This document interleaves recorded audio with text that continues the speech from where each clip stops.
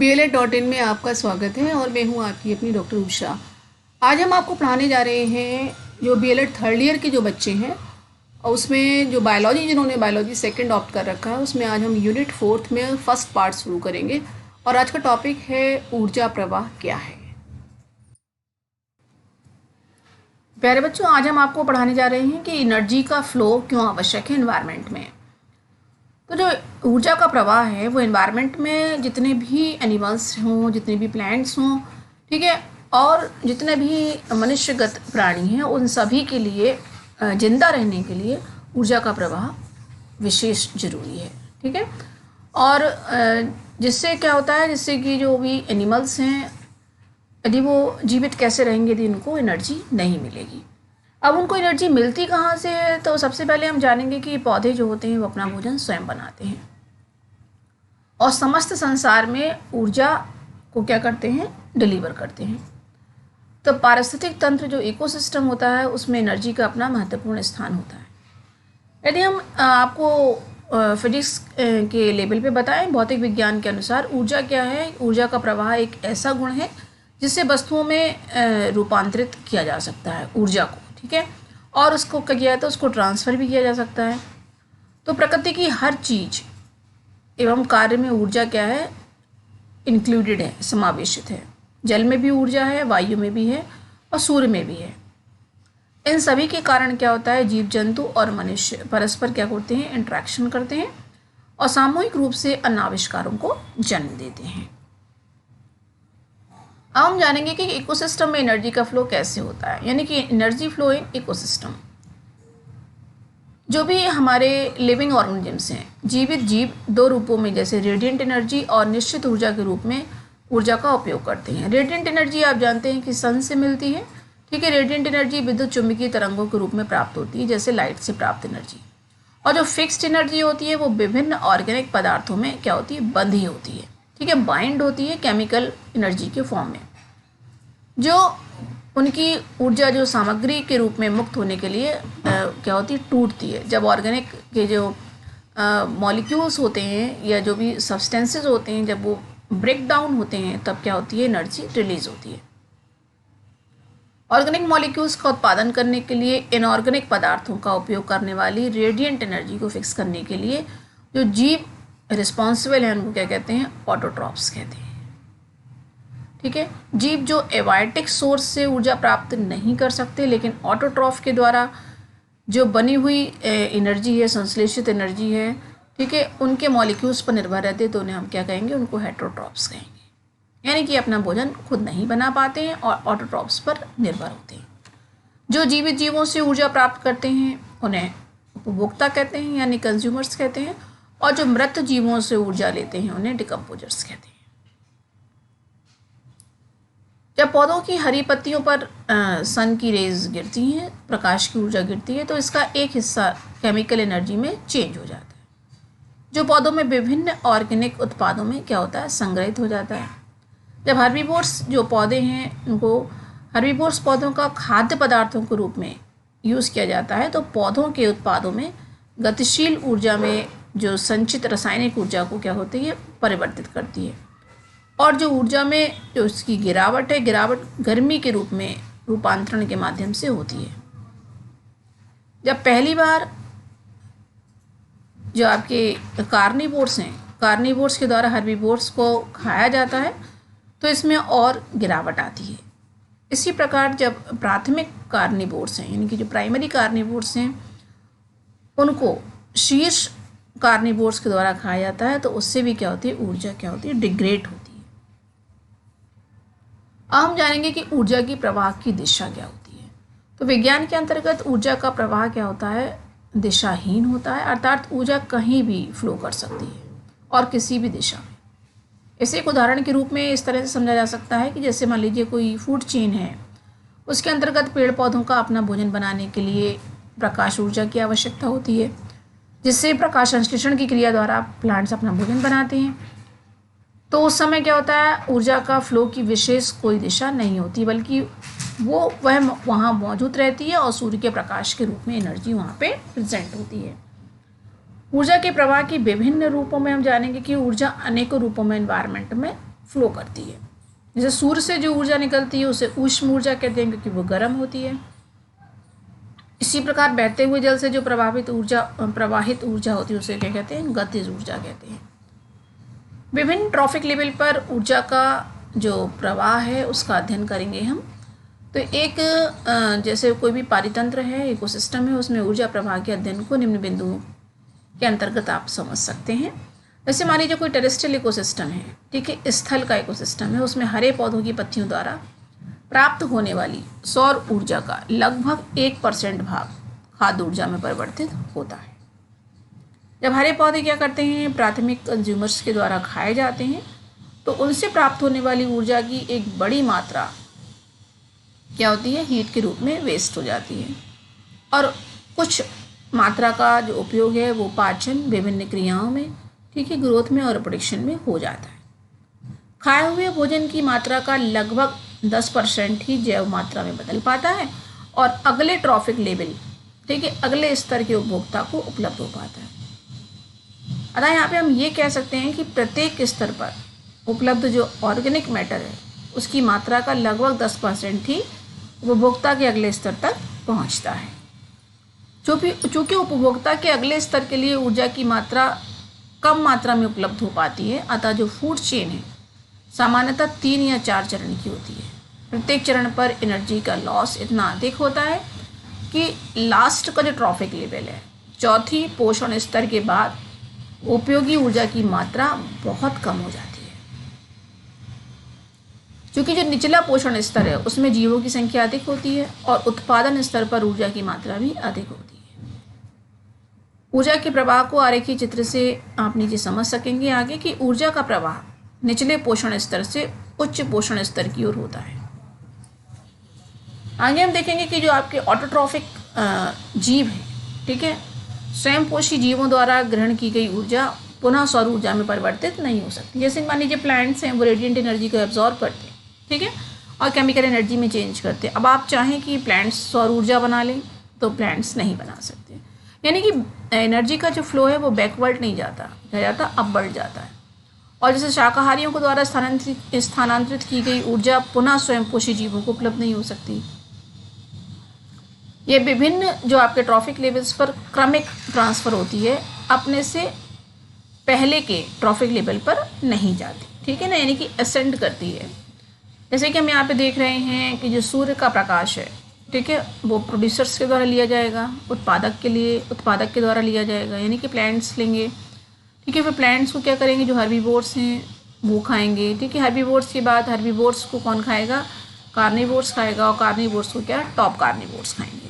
तो ये आपको ऊर्जा का प्रवाह एक लेवल से दूसरे लेवल पर आपको दिखाया गया है। अब हम जानेंगे कि इकोसिस्टम में जो डिकम्पोजर्स होते हैं उनकी क्या रोल होता है, उनका क्या भूमिका होती है। तो उनका अपना महत्वपूर्ण स्थान है। आप ये सोचिए यदि डिकम्पोजर्स नहीं होंगे तो क्या होगा, तो ये पूरी धरती क्या होगी, डेड ऑर्गेनिक मटेरियल से छा जाएगी, और मतलब हमारे पास इतना स्थान भी नहीं रहेगा कि हम कहीं उठ बैठ पाएँ। इसलिए जो डिकम्पोजर्स होते हैं वो अपना महत्वपूर्ण स्थान रखते हैं।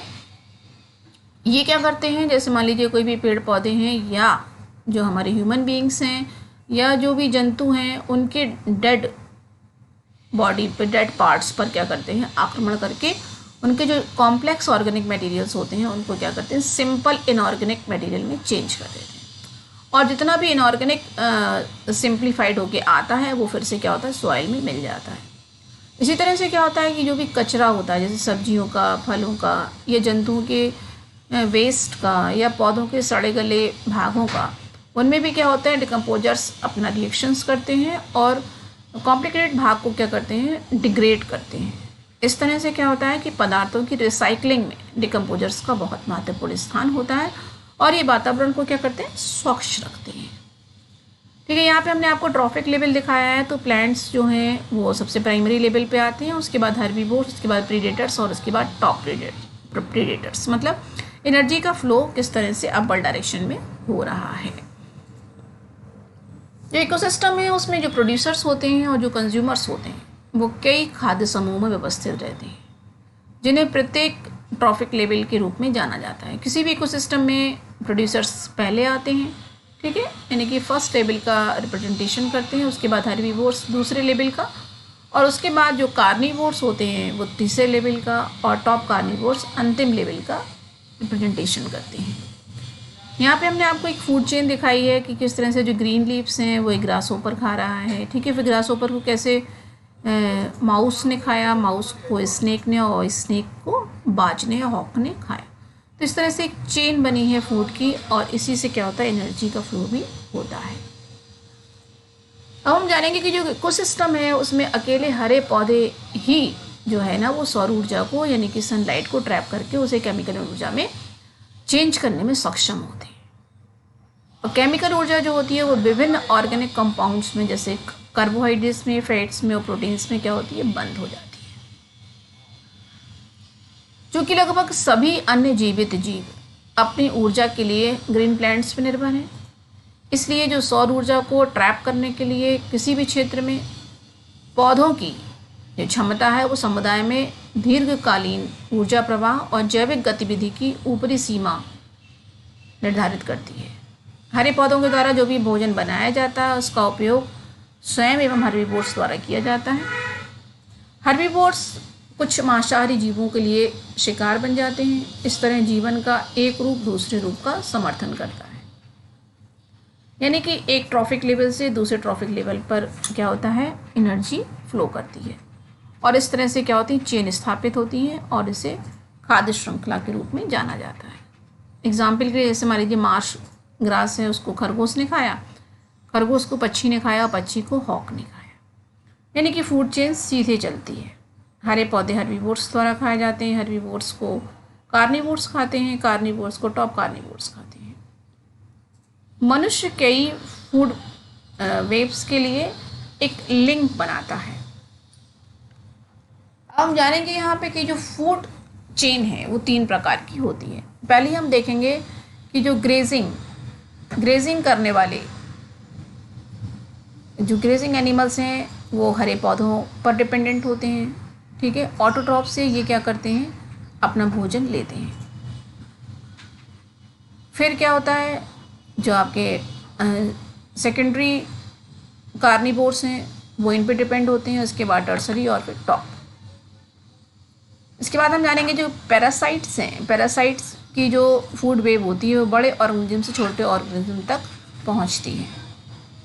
अब हम यहाँ पे एक चीज़ और देखेंगे, जो डेट्राइटस होते हैं, डेट्राइटस की जो फूड चेन है वो मेटाबॉलिक वेस्ट से निकाले गए डेड ऑर्गेनिक जो अवशेष हैं, और जो ग्रेजिंग करने वाले फूड चेन से डेराइवेटिव्स जो आपका वेस्ट है उसको आमतौर पर डेट्राइटस कहते हैं। डेट्राइटस में जो ऊर्जा होती है पूरी तरह से इकोसिस्टम में नहीं खोती, बल्कि ये जीवों के समूह के लिए ऊर्जा के स्रोत के रूप में कार्य करती है। कुछ इकोसिस्टम में ग्रेजिंग फूड वेव से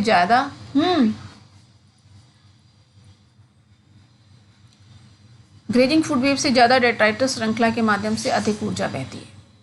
डेट्राइटस फूड वेव में ऊर्जा प्रवाह अलग अलग इकाइयों के बीच एक कदम के प्रवाह की बजाय निरंतर मार्ग के रूप में बना रहता है।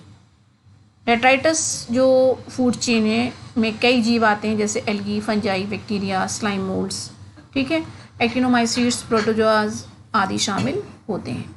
यहाँ पे हमने आपको एक फूड वेव दिखाई है। जैसे मान लीजिए कोई भी ग्रीन प्लांट्स हैं, ठीक है, तो जैसे ग्रीन प्लांट्स में हमने यहाँ पे दिखाया है कि ग्रास होपर भी उसको खा सकता है, ठीक है, उसको डियर भी खा सकता है। अब डियर को क्या है कि लाइन भी खा सकता है, और लाइन को हॉक खा सकता है। यहाँ पे हमने देखा है कि मान लीजिए रैट है, ठीक है, रैट क्या कर रहा है, ग्रेजिंग कर रहा है। उसके बाद उसको कैट भी खा सकती है, और कैट को स्नेक भी खा सकता है। तो हम ये यहाँ पे कहना चाहेंगे कि इस तरह से क्या होता है कि डिफरेंट जो आपकी फूड चेन्स हैं वो एक वेब का रूप धारण कर लेती है। तो ये आपको दिखाया गया है कि किस तरह से फूड वेव का निर्माण होता है।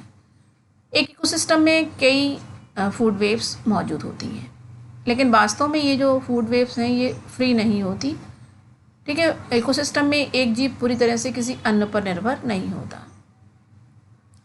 रिसोर्सेज को विशेष रूप से श्रृंखला की शुरुआत में साझा किया जा सकता है, जैसे कि मांस पौधे कीड़े, पक्षियों, स्तनधारियों और मछलियों की विविधता से खाया जा सकता है, और कुछ जानवरों को कई शिकारियों द्वारा खाया जा सकता है।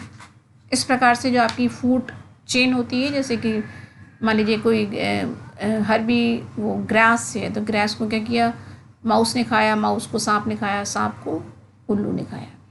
कभी कभी चूहों को सांपों द्वारा नहीं खाया जाता, नहीं खाया जाता, लेकिन सीधे उल्लू द्वारा खाया जाता है। इस प्रकार का अंतर संबंध पूरे समुदाय में व्यक्तियों को एक दूसरे से जोड़ता है। इस तरह से आपकी जो फूड चेन होती है वो एक दूसरे से क्या होती है, इंटरलिंक्ड होती है, यानी कि जुड़ी रहती है। पारस्परिक खाद्य श्रृंखलाओं का परिसर एक खाद्य वेब बनाता है। ठीक है, फूड वेब इकोसिस्टम की स्थिरता को बनाए रखता है। अब हम जानेंगे कि इकोलॉजिकल पिरामिड्स क्या होते हैं। तो इकोलॉजिकल जो आपका इकोसिस्टम है उसमें उष्णकटिबंधीय संरचना को इकोलॉजिकल पिरामिड के माध्यम से इंडिकेट किया गया है। जैसे आपकी जो फूड चेन है, फूड चेन में प्रत्येक स्टेप में जो आपकी एनर्जी है उसका एक बड़ा हिस्सा हीट के रूप में क्या होता है, वेस्ट हो जाता है। नतीजतन यानी कि रिजल्ट के रूप में प्रत्येक ट्रॉफिक लेवल में जीव वास्तव में प्राप्त होने वाले अगले ट्रॉफिक लेवल तक कम ऊर्जा पर ही निर्भर होता है। यह किसी भी फूड चेन में 4 या 5 चरणों तक ही सीमित रहती है। फूड चेन जितनी लंबी होती है, अंतिम सदस्यों को उतनी ही कम ऊर्जा उपलब्ध होती है। फूड चेन में उपलब्ध ऊर्जा के इस निस्तारण के कारण एक पिरामिड बनता है, जिसे क्या करते हैं, हम इकोलॉजिकल पिरामिड कहते हैं। आज के लिए बस इतना ही। आगे हम आपसे फिर नेक्स्ट टॉपिक में मिलेंगे। हम आपको एक इन्फॉर्मेशन यहाँ पे दे दें कि BLED.in साइट पे जाके आप बहुत सारी इन्फॉर्मेशंस ले सकते हैं। बाकी की बुक्स हमारी हिंदी और इंग्लिश दोनों में अब उपलब्ध हो गई है। ठीक है, आप किंडल पर भी हमारी ई बुक्स से स्टडी कर सकते हैं। ऑप्शनल में आपकी BLED की 2nd ईयर और 3rd ईयर की सभी सब्जेक्ट्स की बुक उपलब्ध हैं। ठीक है, हमारा ईमेल एड्रेस आपको मालूम ही होगा, एक बार फिर से नोट कर लीजिए, BLEDnotes@gmail.com। आज के हमारे इस लेक्चर को शेयर कीजिए, लाइक कीजिए, और यदि आप नए अभी जुड़े हुए हैं तो सब्सक्राइब कीजिए, और अपनी डॉक्टर उषा को दीजिए विदा। नमस्कार।